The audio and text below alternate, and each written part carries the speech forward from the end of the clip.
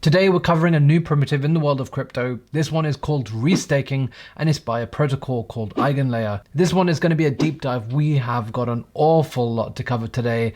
So as always with all of the deep dives, sit back, relax, make sure you've got some time to watch this one. I don't want you to just sit and watch for 1 minute. You got to sit and watch the entire video because there is a lot for you to learn, and I think this is going to be exciting. So today, without further ado, let's introduce Eigen Layer.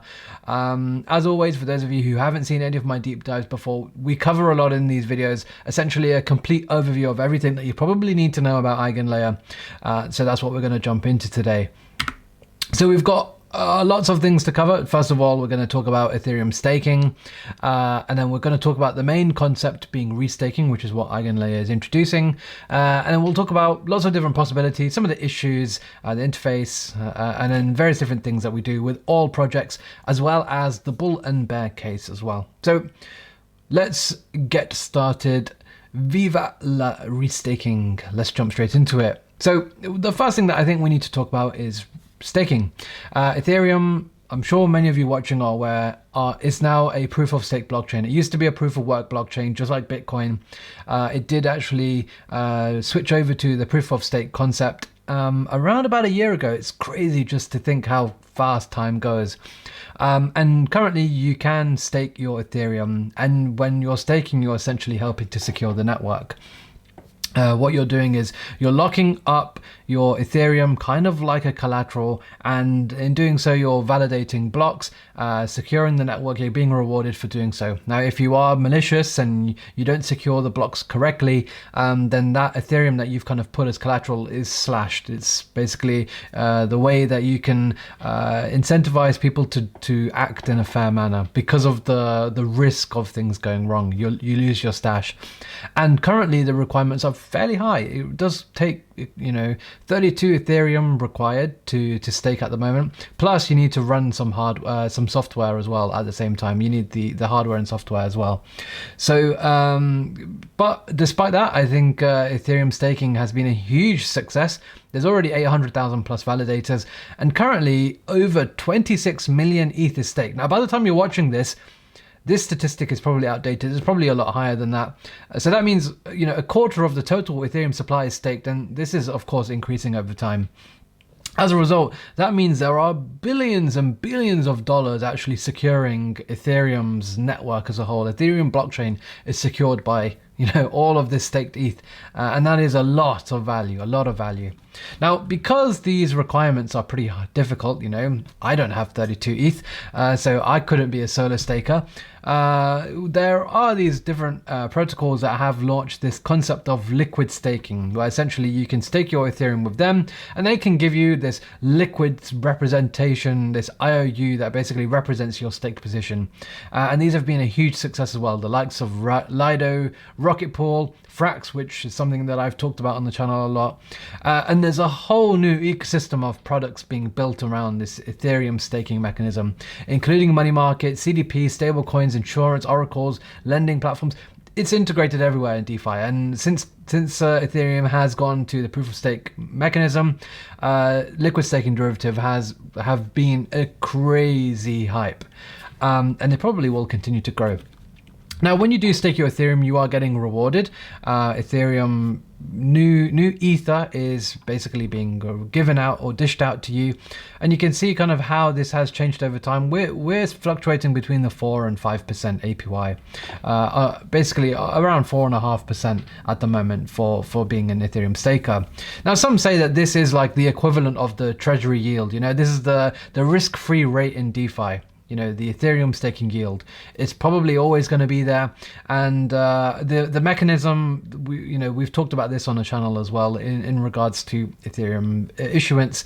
It's also being deflationary when there is enough activity on the network.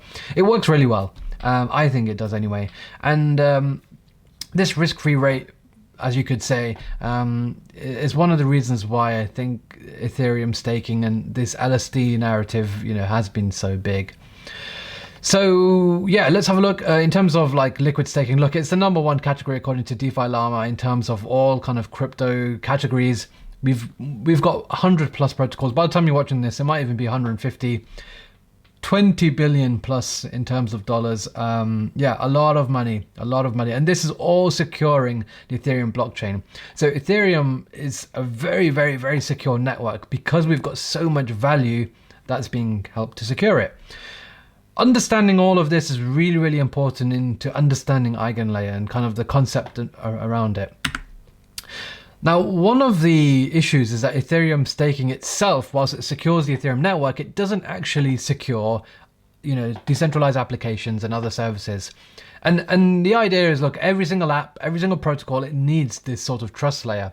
So currently the apps that are on Ethereum, let's take Uniswap, let's take Chainlink, let's take Curve, let's take Stargate, for example, these bridges, etc. These applications don't actually have full protection from Ethereum proof of stake. The blockchain is secure, but the applications often have to build out their own staking or their own security services, and that includes oracles and bridges. Chainlink is a good example of this. And as you can see, look, this picture really describes it well. Like, these applications often rely on bridges and oracles, and therefore you don't actually have to attack the blockchain in order to basically breach the security of these applications. You can breach an oracle or you can breach a bridge and you can basically attack the application instead. And that can cause loss of funds for the user at the end of the day. So the main point I'm trying to make is, look, Ethereum staking is great at securing the Ethereum blockchain itself, but applications often use other middlewares that can be breached at a much, much lower cost. And currently the model that we have is this shared security model.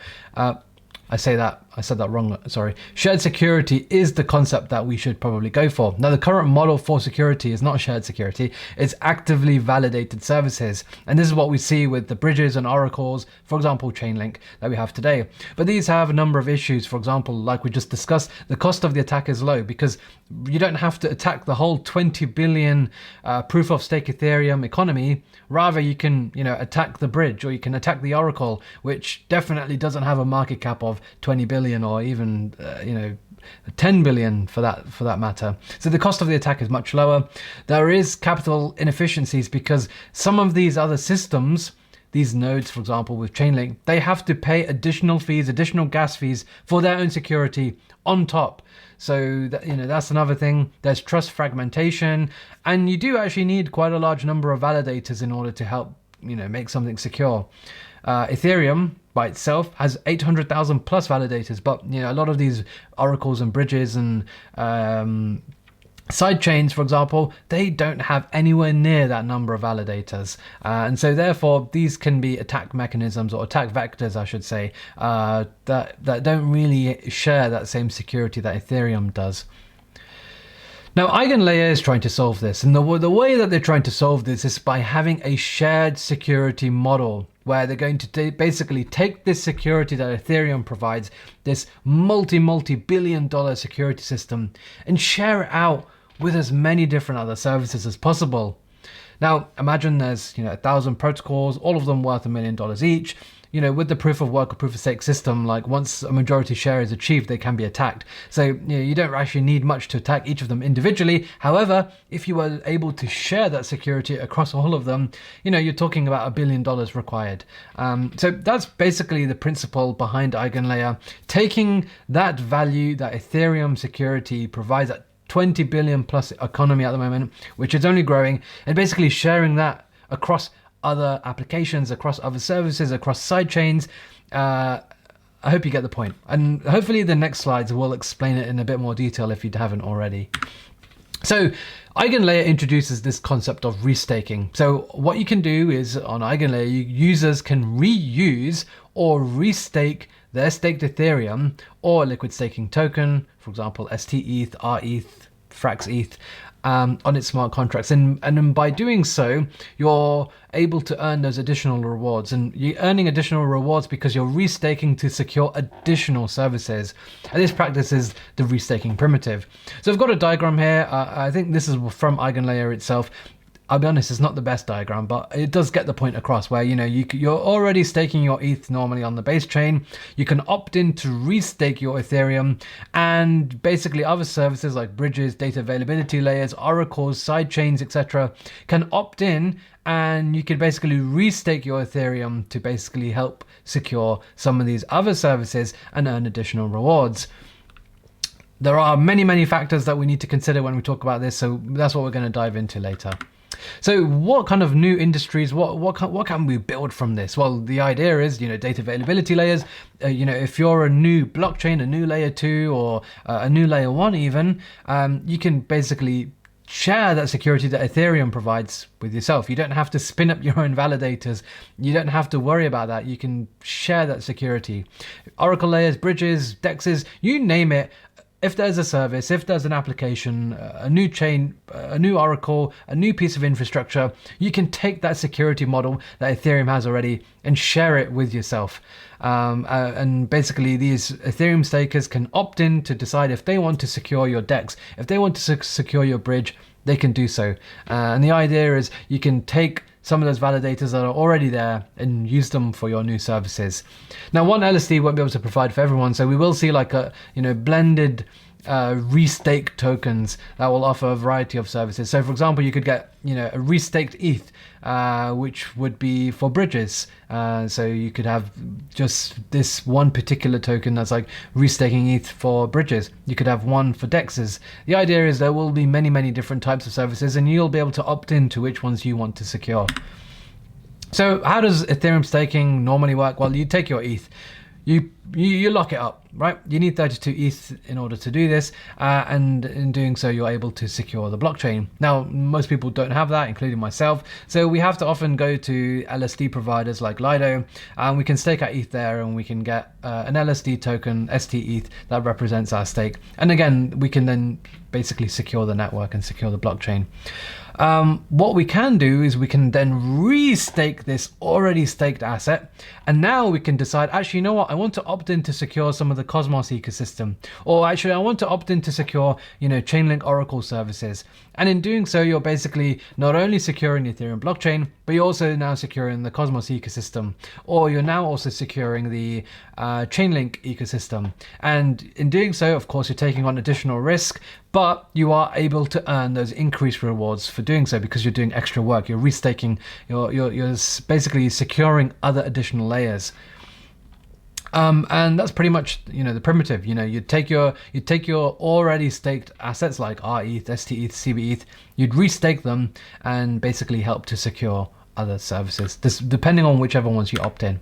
Now there's different types. We've got the liquid staking type of restaking, where as I've just shown you on screen, you'll take your LSD, you'll lock this into a smart contract, and then you'll specify exactly which services you want to opt in for and secure. So you'll have to agree to a few different conditions, like the registration conditions, as in which tokens, which specific LSD you're going to basically put into this smart contract, the payment conditions in terms of how much you're willing to accept for this additional service that you're securing, as well as slashing conditions, like what will happen if something goes wrong, how much of your ETH is going to be taken off you. So once you opt in, you can start securing and kind of earning those rewards. And the other way is probably the delegating to others, where you'll delegate to a team to kind of decide for you. So for example, if you've got ST-ETH, you might want to just let Lido decide, we want to if Lido, for example, want to help secure an ST-ETH bridge, they could offer this service, and you can delegate to them directly, and they'll do all the work for you. So then now you're not only securing the Ethereum network, but now you're also securing a bridge. So yeah, I hope that makes sense. Mazari did actually mention a few different ways, like from the token level, from the token perspective, like how it will work, whether it'll just be native ETH, whether it could be an LP, whether it could be a staked ETH LP. So lots of different options, but we'll have to kind of wait and see which form takes the greatest fruition. I think at the moment the main ones will be you already stake ETH, so you could restake that directly from the beacon chain, or you use one of your LSDs. Now, slashing is a really, really important thing. I think it's a big concern that people have because slashing is basically used as an economic security mechanism. If someone's acting malicious, ETH stake is taken away from them. That's the whole idea of proof of stake. You know, you've got that economic security mechanism there where if you're doing something wrong, you know, you are punished for it. Now, of course, with restaking, every service that kind of opts into it will have different terms and conditions for slashing. And you'll have to basically approve and decide if that risk is something you're willing to take. Because, you know, you might think that this oracle or this new chain might be a little bit more risky, and therefore you might not actually want to participate in that. It'll be entirely up to you to decide. You'll have to agree to those conditions. And I think getting slashed is something that we don't really want to do we? Now, there are a few kind of risks, and I think it's important that we actually talk about them. Now, from my own research, I found there was two main risk management points that I could see listed in a lot of different places, especially from what the Eigen Layer team themselves talk about. One of them is operator collusion, and this is essentially the idea that multiple restaking validators basically decide to work together and act in a malicious way. That is not a good idea. And essentially one of the ideas to combat this is to basically increase the security of Eigen Layer itself by having this kind of open source dashboard that can basically monitor how validators are performing, if they're actually doing their tasks correctly or not. And then the second thing was, what if, you know, some of these people who do restake and secure other additional layers or protocols or applications, what if they get slashed unintentionally? You know, that is a big risk. And so Eigen Layer proposes like the idea that there is some sort of on-chain governance that can veto these slashing events. So those were two things that I think were important to mention about. I did actually list a whole range of other problems as well, or issues that I think are worth thinking about. So one of them is the idea that there could be a mismatch between the supply and demand. There could be a lot of people who don't actually want to restake their ETH. They might not feel like the additional rewards, you know, weigh up to the risks that kind of are present there. And also the demand, like what if applications don't want to actually take Ethereum as a security mechanism? What if they want to use their own token, for example? So there could be a mismatch, and that could lead to some inefficiencies. I think the other thing is we don't actually know what these yields are going to be like. We don't know what the rewards are going to be for securing these extra layers. How are they actually going to be paid out? I think that is something that is a bit uncertain, and whether or not that means that those strategies are better than using some of the other well-known strategies in DeFi today, like, you know, something that I like to do, like farming, providing my liquidity, lending. You know, there's so many different strategies. You've got derivatives and things like that now. Like, is it really worth to restake rather than kind of use some of these other strategies that are well known in DeFi? I think that's something that we also need to think about. And then the idea is that, you know, what if we get partial security, where like the security that the whole idea of Eigen Layer is obviously to provide Ethereum security, but of course if only a specific number of Ethereum nodes actually participate in restaking, then, you know, does that defeat the point? We've also got unintended slashing, as we talked about. They will need some governance system for this. And again, as I just kind of briefly touched on before, you know, when we look at kind of layer one chains at the moment, like Solana, Avalanche, for example, they all have their own security mechanism that revolves around their token. You know, you stake the token, you help to secure the network. Well, if there is shared security with Ethereum, does that make their token worthless because you don't actually need it to help secure the network anymore? Or does it take some of that value away from the token? I think that's another thing to think about. I think some protocols are kind of thinking about this. So Mantle, which is a layer 2 Ethereum scaling solution, has like realized this, and they've got kind of this dual staking model for security, where you not only stake your Ethereum, but also you stake the Mantle token. So that is pretty interesting, but I think it's just one to think about. There was also a lot of news about what Vitalik's thoughts about Eigen Layer was. You did mention a few concerns that I thought I would mention today as well. One of them being is that any expansion of the duties of an Ethereum validator increases the costs and complexities and risks, of course, of running one. So that is one. And then the other aspect was, if Eigen Layer was able to grow to a significant level where they were able to somehow control the majority of validators, that would definitely not be a good thing. So yeah, many points that I've got here for you to think about as well. I think it's always good to have a good balance on both sides. You know, the idea of sharing securities model is amazing, I think, and I think offers lots of new opportunities, but these risks and concerns I think are valid as well, and I think it's always good to have a balanced side. So how does it actually look? Well, from an interface perspective, this is what it looks like when you go to the Eigen app. You can see there's liquid restaking and there's native restaking. So native restaking are for those who are already staking on the Beacon chain. You can add to this anytime you want. So you can actually participate in restaking right now currently if you are staking on the Beacon chain. You can also participate in liquid staking, but that has actually got caps on at the moment, and I believe they've reached their caps for all three of these assets. So currently they support the two largest LSDs, RETH and STETH, but also Coinbase ETH as well. So that's pretty interesting. And I'd like to think in future we will see a variety of other liquid staking tokens as well in future. But currently, yeah, over almost 150 million, no, more than that, more than 150 million in TVL already. I'd like to think that this is going to be, you know, multiple billions in future for sure, with the hype that things have got at the moment. You can see just how quickly, you know, in a matter of just a day or so, like how quickly these caps just filled. And so I think that Eigen Layer is very, very popular, and I think a lot of people will be restaking. So yeah, currently you can't actually add to the liquid staking, but they will increase the caps for sure. So stay tuned, like follow them on Twitter and like keep up to date, because they will increase these caps, and it is kind of like a race to kind of get in as quick as possible. But yeah, I think in future, you know, hopefully you should be able to, you know, restake and unrestake at any point you want as well.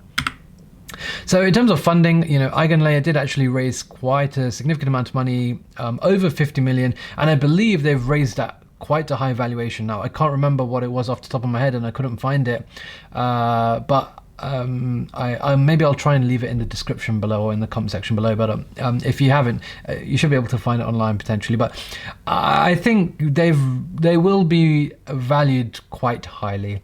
To me, it looks like Eigen Layer is probably going to be a multi-billion-dollar project. The fact that they've raised and the fact that they need governance does suggest to me that they will have a token. Oh, one thing I forgot to show you. If we go to this interface, you can see there's restaked points. We know what staked points means. You know, if there's a point-based system, there almost certainly will be a token. So yeah, the token for Eigen Layer, like I mentioned, will have some importance related to governance especially. I don't know what other mechanisms and features it'll have, but I think it probably will be valued quite highly because of that. They do have some audits, and I think audits are always really, really good to look at. So a couple of audits here, you can read them as well. Now, in terms of the team, I think this is probably something that's exciting to see. They have, you know, tons of members. I think 28 plus members on their website. Most of them are engineers. They've got lots of jobs available as well, so it really shows that they are growing. But I think one person in particular that does need a mention is Sriram, who is the CEO. I resonate with him a little bit because, you know, he's a scientist, I'm a scientist. He worked in biotech and genetics, I believe, and kind of moved over to blockchain after. And he has lots and lots of interviews with like some of the biggest crypto podcasts around. So you will find loads of them, and he talks so well, so eloquently, and really paints the picture of what Eigen Layer is, you know, trying to build. So I really recommend going and checking them out. They do have Chris and Calvin, who used to work at Compound and Divergence Ventures as well, so like really, really experienced people behind this team. And they do have a multi-sig as well, so it's always good to see. You know exactly who's on it. So yeah, the team is a pretty good one for sure. And I'm a big fan of what Sriram is kind of doing and building at the moment. You can really learn a lot from some of his talks and lectures. So yeah, a big fan of that. In terms of projects that are building on Eigen Layer, there is quite a lot. we've got a few concepts. Eigen data availability, which is a product, a second product that Eigen Layer is building that we're going to talk about shortly. You got Mantle that are building with the Eigen data availability layer, and they've also got this dual staking model with the Mantle token and ETH. Layer N, we've seen Cello, which have recently announced that they're transitioning from a layer 1 to layer 2. They're going to use Eigen Layer's data availability. Spice AI, Alt Layer, Nethermind, Polyhedera, and various others, and I think very likely we'll see tons of more kind of protocols.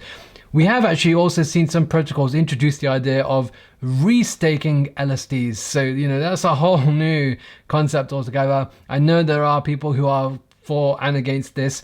I'll leave it to you to think about. I'm a little bit skeptical about it as well myself. The idea of, you know, another IOU for an IOU, a restaked LSD token. So yeah, I'm not too sure what I think about that, but I think it does open up a whole new premise of, like, you know, you could have an LSD that kind of represents Ethereum staking, but also like certain like bridge security mechanisms, or you could have an LSD that represents Ethereum staking, but also securing, you know, another layer 1 or a side chain like Polygon, for example. So I think the possibilities here are pretty interesting, and I'm excited to see where it goes in future. Is there going to be an Eigen Layer token? Well, we just talked about this before. Chest pain, heart attack, or getting repeatedly tagged in the same scam airdrops. There are so many airdrops, threads and tweets on Twitter that people are tagging us all in. Ignore them all for now, because there is no token at the moment. When a token comes, we will find out for sure. So yeah, just be careful out there. Eigen data availability. Now, data availability is a really important subject, and it's something that I think you need to understand, because Eigen Layer are building with this as well. The easiest way for me to explain what data availability is for you to think about a football match. Now, a football match is played between two teams. Everyone who's in that stadium knows exactly what's going on, but everyone else in the outside world, they have no idea. The only way that they're able to know is from the media teams, who are basically recording, filming, and showcasing that on Sky or whichever platform you use to basically watch that match. That is basically the premise of data availability. The idea is that only people who do the transactions know that they're done, but in order to kind of prove it to the wider global state, they need to be published directly on the blockchain. And that data needs to be available for everyone to access. So, for example, if you're watching that football match, you need to be able to watch it, you know, again in future if you wanted to see the penalty or the free kick or the throw in, the corner, the red card. You also need to be able to watch that from the outside world, not just the people who are playing that match. And it's really important, because as rollups, you know, continue to grow, we've seen the likes of Arbitrum Optimism, the ZK rollups now. Rollups need to really ensure that the data from the blocks is published and is available to everyone to access. Now, one of the main issues with Ethereum's data availability layer is it's got very poor bandwidth, you know, only 83 kilobytes a second, very slow finalization at 12 minutes.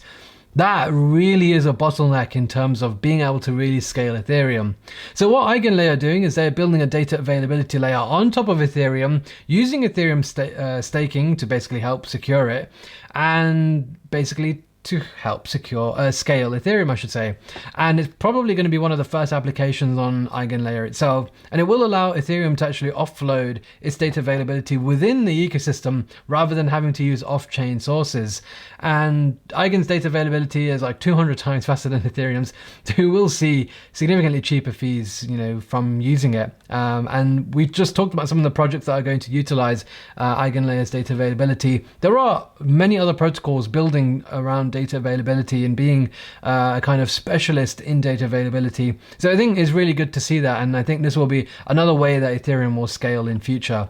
Here's some data that will basically let you compare, you know, the data availability of Ethereum compared to Eigen Layer. Eigen data availability, you know, has a much higher throughput, better latency, total cost is less, and it is customizable as well. One thing that you should know is that every single, you know, blockchain, like, you know, your other layer ones, etc., they all have data availability built in them. So I thought I'll just mention that as well. So data availability is a very important thing, and Eigen DA is kind of building on top of that as well. So I think to finish off, really, we're going to talk about the bull case for Eigen Layer and then, of course, the bear case. Let's start with the good things. I think Eigen Layer creates a market for decentralized trust. Coming from Ethereum stakers, you're able to increase the security for all of the different participants within this. And I think that also helps to not only increase capital efficiency, because you don't need to spin up your own validators. You don't need to spin up your own security system. You can use the ones that are already established, like Ethereum's staking, as well as a kind of value alignment as well. So I think that's really good. You're kind of adding extra value to Ethereum validators and Ethereum stakers. You're offering them a new product as well. So, the ability to kind of help secure other networks and get rewarded for doing so. I think there's really lots of flexibility here as well, because they can control the underlying mechanisms, consensus, as well as the slashing conditions. And remember that the Ethereum stakers have to opt in; they have to agree to these mechanisms if they want to participate. So I think that's really nice to see that flexibility. And also the neutral data availability and settlement layer will allow any sort of app chain or execution layer to build on top of Ethereum, make it faster, much more efficient, and I think that's great to see. Eigen Layer will offer, new opportunities for people, new opportunities for protocols, blockchains, oracles, data availability layers, potentially even dexes and bridges and all sorts of applications in infrastructure and crypto to save costs, to use the security that already exists with Ethereum and not have to worry about that. They can focus on making the application layer as best as possible. They can focus on the other stuff, and Eigen Layer will kind of help settle all the other stuff that will definitely make things more efficient. So I think Eigen Layer does have lots of good things about it. The governance should be pretty valuable here, especially with all of the consensus and slashing conditions that need to be agreed upon. I wonder how that's going to implement with the token. I'm pretty sure that a token is coming here, and so yeah, I think there's lots of things to be excited for. I think if you want to speculate on a potential token, go and restake and earn those restaking points. Pretty easy to do that. So yeah, I think Eigen Layer has lots going for it. In terms of the bear case, we talked about many of these in the video already. We talked about the competition. Well, we haven't talked about the competition. There is a lot of competition. ZK Sync, created by Mata Labs, they've also created this concept called ZK Porter, which is basically an off-chain data availability layer that really will help scale. I believe ZK Porter will enable 2 to 20,000 transactions per second, so much more than that of Ethereum. We've got Celestia and Polygon Avail, which are building their own data availability layers. We talked about Celestia recently on the channel. I think data availability is going to be a really important aspect there as well. So there is competition, so Eigen Layer do need to bear that in mind, but I think the concept of restaking is pretty unique, and I'm excited about that. And then we talked about some of the risks as well. Will current Ethereum stakers want to take on that risk from staking additional services from blockchains, oracles, bridges? Bridges have lots of vulnerabilities. Do people really want to take their valuable Ethereum and help secure those bridges as well, when they can have other exploits and things like that? That is something that you do have to be aware of. What if the APY isn't good? What if you're not being rewarded well for it? Then I think it's very difficult to justify why you would take on that extra risk when the reward isn't there. We talked about slashing risks as well, like if it's unintended, and we also talked about the idea, like, does it make new tokens kind of worthless or reduce some of their value if they're not being able to use for staking purposes, for security purposes? You've got Ethereum that's staked already. Why would you create a new token for staking or security purposes? It just doesn't make sense. We also talked about Vitalik's concerns about how it becomes more complex to become a validator, and also the validator control risk, and like the idea that they definitely do not want to fork the Ethereum network again. I mean, it's already happened in the past. We don't want to do that again. And the idea of compromising Ethereum's ability to self-regulate staking participation. So yeah, lots of things to think about. Overall, I think Eigen Layer is building something pretty revolutionary. Is this as big as the introduction of Layer 2s? Potentially. I think some people will certainly feel like that. I think it's great that we're seeing increased use cases for Ethereum. We're taking security and being able to share it with others. I think it's a really good idea. And I think just as a whole, the Ethereum staking ecosystem, LSDs anyway, are a $20 billion market. Imagine just how big it will be, you know, if Ethereum goes back to, you know, $5,000. Huge. You know, we're talking about 100 billion plus market for sure. So yeah, there's a lot to think about. I'm very excited to see Eigen Layer. I'm currently restaking some of my Ethereum on Eigen Layer at the moment via the LSTs. So yeah, let's see kind of how things go. You know, we've still got a while to go until the proper mainnet comes.